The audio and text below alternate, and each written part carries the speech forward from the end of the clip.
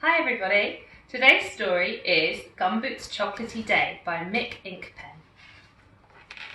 Gumboot was having a chocolatey sort of day. His aunt had been to visit him and she had given Gumboot a big bar of his favourite chocolate. "Don't eat it all at once," she had said. To start with, there had been 15 chunks of chocolate on Gumboot's chocolate bar. Gumboot didn't know this because he could only count to 10. But what he did know was that he liked chocolate very much. That was why there were now only 3 pieces left. Next to chocolate, what Gumboot liked best in the world was riding his bike. So he tucked his chocolate safely into his basket and off he went to the park. In the park, Gumboot stopped to watch the ducks on the lake. Out in the middle, 3 of them were paddling about with their heads under the water and their tails stuck up in the air. Their curly-tailed bottoms bobbing up and down made Gumboot giggle.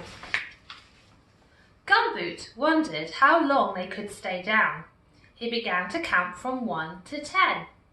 When he reached 10, the last duck was still down, so he began again. Gumboot counted 10 3 times before the last duck popped out of the water. "The winner!" shouted Gumboot across the lake. The duck looked at Gumboot and quacked happily. "I wonder why ducks never smile," thought Gumboot to himself. Perhaps it was because of their stiff beaks. He tried making his snout stiff to see what it felt like. Further along, a little girl was throwing bread to the ducks. "I wonder if ducks like chocolate," thought Gumboot. Gumboot tried to break off a tiny piece of chocolate to throw to the ducks. But chocolate bars will only break where they want to, and in the end, Gumboot had to make do with a whole chunk. "I suppose it's worth it," said Gumboot as he took aim. But Gumboot's aim was not very good. The piece of chocolate went straight up into the air and landed at the water's edge with a delicious sounding plop. The ducks ignored it. Gumboot was quite pleased. He ran to the spot, fished out the chocolate and popped it safely in its mouth where it belonged. "Ducks don't eat chocolate," said a voice. It was the little girl. She was holding out a large piece of bread.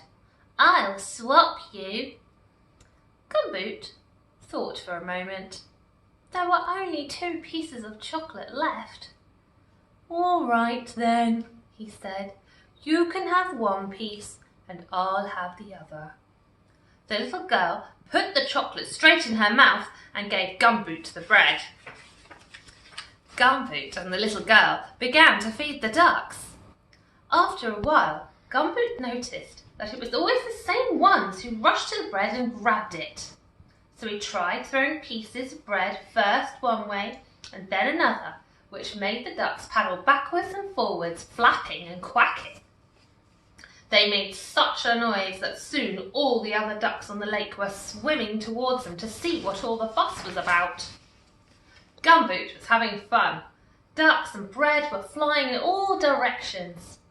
He tried throwing high throws, then he tried long throws, and then he broke the bread into lots of tiny little pieces and threw them all at once. "Get ready, everyone," he shouted. "Here goes the last piece." The last piece flew high over the lake and landed in the water with a deep gloop. That made a funny noise, thought Gumboot. Then he realised that something awful had happened. Something terrible. In his excitement, he had thrown his chocolate into the lake. His last piece of chocolate. His only piece of chocolate. "Never mind," said the little girl. But Gumboot did mind. He minded very much. He wandered miserably back along the path, thinking of the last piece of chocolate lying at the bottom of the lake. It made him feel hungry. A tear rolled down his cheek and it splashed to the ground. "Goodbye," called the little girl. But Gumboot didn't seem to hear. A duck quacked behind him. But Gumboot didn't feel like playing with ducks anymore. The duck quacked again, this time more loudly. It seemed to be following him. "Gumboot, look!" The little girl was calling and pointing excitedly. "Look, in its beak!" Gumboot turned to look and he saw the duck. It was the champion diver that he had watched earlier. And in its beak he had something square and brown. It was Gumboot's last piece of chocolate. Gumboot took the chocolate and patted the duck on the head. The duck swam round in a little circle, quacking loudly, and then headed off across the lake. To Gumboot it seemed that this time the duck was definitely smiling. "Goodbye," called Gumboot to the little girl. She smiled back at him. Gumboot smiled too, all the way home. What a happy thing chocolate is, thought Gumboot as he put the last piece in his mouth. It tasted a little pondy, but otherwise delicious.